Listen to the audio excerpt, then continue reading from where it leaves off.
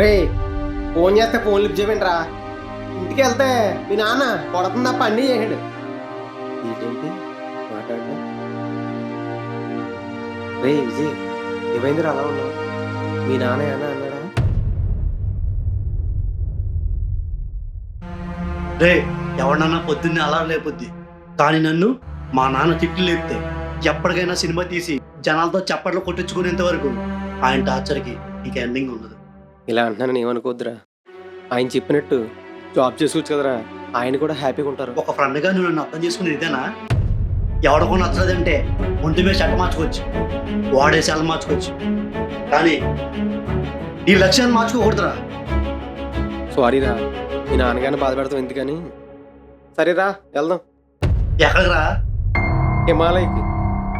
Depression నుంచి relief అవుతుంది.